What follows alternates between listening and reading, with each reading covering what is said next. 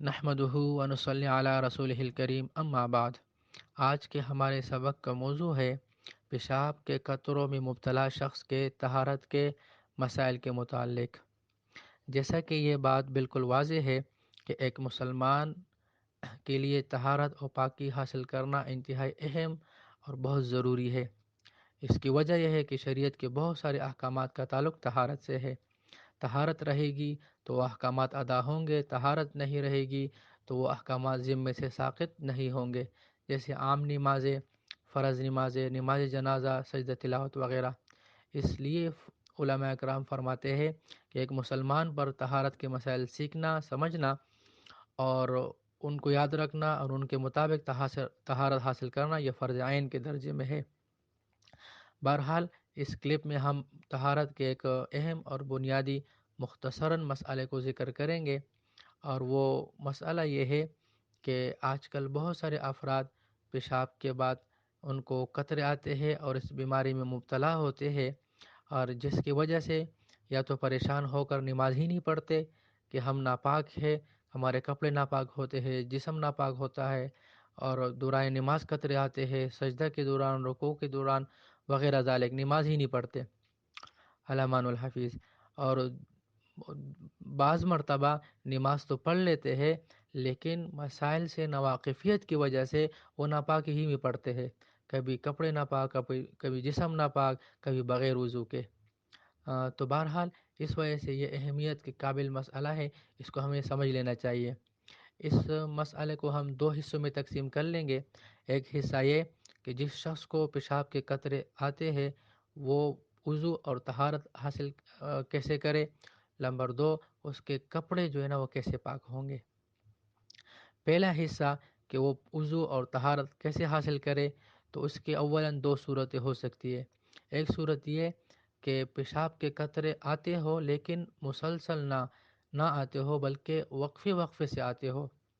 بکثرت نہ آتے ہو، تھوڑی دیر بعد آتے ہو، 10 منٹ بعد، 20 منٹ بعد، آدھا گھنٹے بعد، 1 گھنٹے بعد۔ ایسے مریض کے لیے حکم یہ ہے کہ پیشاب کے قطرے آنے کے بعد اگر حالت وضو میں ہوگا تو وضو جاتا رہے گا، وضو ٹوٹ جائے گا، اور کپڑے اور جسم کے جس جگہ پر لگے وہ جگہ بھی ناپاک ہوگی، اور اگر دوران نماز آ جائے تو نماز بھی ٹوٹ جائے گی، وضو بھی جاتا رہے گا، کپڑے اور جسم کے جس جگہ پر لگے اور وہ بھی ناپاک ہوں گے۔ اور اس کے لیے پھر حکم یہی ہے کہ جا کے دوبارہ جسم اور کپڑے کے وہ جگہ دو یا نئے کپڑے پہنیں، اسیر نو وضو کر کے دوبارہ نماز پڑھے۔ یہ اس شخص کے لیے حکم ہے۔ البتہ ایسے شخص کے لیے اس بات کی گنجائش ہوتی ہے کہ اگر یہ مرد ہو اور جماعت کے ساتھ نماز پڑھنے کی صورت میں اس کو یہ گمان ہو کہ وہ طہارت سے نہیں پڑھ سکوں گا، دوران نماز قطرے آئیں گے، البتہ اگر میں 10-15 منٹ بعد پڑھ لوں تو پھر طہارت سے پڑھ سکوں گا، تو اس کے لیے گنجائش ہے کہ جماعت کی نماز فی الحال چھوڑ دے اور بعد میں 15-20 منٹ کے بعد صحیح طہارت حاصل کر کے فرض نماز ادا کر لے۔ پہلی صورت۔ دوسری صورت یہ ہے کہ پیشاب کے قطرے بہت بکثرت سے آتے ہو، تسلسل سے آتے ہو، اور اتنے کثرت سے آتے ہو کہ پوری نماز کے وقت میں اتنا وقت بھی نہ ملے کہ وہ فرض نماز طہارت اور پاکی سے پڑھ سکے، یعنی 4-5 منٹ بھی نہ ملے، اور ایسا کوئی بھی نماز کا وقت گزر جائے تو ایسا شخص شرعاً معذور ہے، یعنی معذور کے حکم میں ہے۔ اور معذور کا حکم یہ ہوتا ہے کہ وہ کسی بھی نماز کے لیے کے وقت کے داخل ہونے کے بعد ایک مرتبہ وضو کرے، اور اس وضو سے جتنا بھی اس وقت کا نفل ہے، سنت ہے، فرض ہے، نماز جنازہ ہے، سجدہ تلاوت ہے، قرآن مجید کی تلاوت ہے، وہ سب وہ اس وضو سے کر سکتا ہے۔ اس عذر کے آنے کی وجہ سے وضو نہیں ٹوٹے گا۔ مثلا پیشاب کے قطرے آتے ہو تب بھی اس کا وضو نہیں ٹوٹے گا۔ البتہ وضو کے توڑنے والی کوئی اور چیز پائی جائے، جیسے ہوا خارج ہو جائے یا خون جسم سے نکلے اور بہہ جائے، تو اس صورت میں تو وضو ٹوٹ جائے گا، یا نماز کا وقت گزر جائے لیکن اس عذر کی وجہ سے اس کا وضو نہیں ٹوٹے گا۔ یہ اس صورت میں ہے کہ جب مسلسل اس کو پیشاب کے قطرے آتے ہو اور پاکی کا وقت نہ ملتا ہو، اور یہ ایک کامل نماز اس طرح اس پر صورتحال گزر جائے۔ پھر جب یہ ایک مرتبہ معذور ہو جائے تو بعد میں کسی بھی نماز کے وقت میں ایک مرتبہ یہ قطرے آ جائے تب اس کے عذر کو باقی رکھنے کے لیے کافی ہے۔ یعنی اور اوقات میں پھر مسلسل پیشاب آنا یہ لازم اور ضروری نہیں ہے۔ اور دوسرا حصہ کہ اس کے کپڑے کیسے پاک ہوں گے، تو اس کے دو صورتیں ہیں۔ ایک صورت تو پہلی والی ہے کہ وقفے وقفے سے پیشاب کے قطرے آتے ہو، تو اس صورت میں تو کپڑے ناپاک ہوں گے، انہی کپڑوں کو دھو لے یا نئے کپڑے پہن لے۔ دوسری صورت کہ اس کو مسلسل پیشاب کے قطرے آتے ہو اور یہ شرعاً معذور ہو چکا ہو، تو کپڑے کے پاک کرنے میں تفصیل یہ ہے کہ اگر اس کو گمان یہ ہو کہ میں کپڑے پاک کر لوں اور دوران نماز پھر قطرے نہیں آئیں گے، تو اس پر کپڑے پاک کرنا یہ شرعاً واجب اور ضروری ہے، کپڑے پاک کرے پھر نماز پڑھے۔